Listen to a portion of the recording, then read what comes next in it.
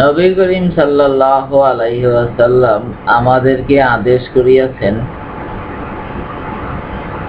আমরা যেন উত্তম রূপে কোরবানির পশুর চোখ ও কান দেখিয়া নেই, আর আমরা যেন কানের অগ্রভাগ কাটা, কানের পেছন দিক কাটা,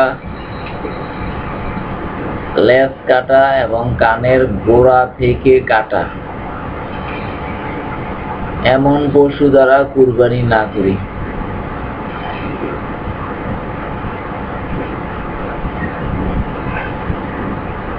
আল হাদিস নাসাই শরীফ, হাদিস নাম্বার 4374।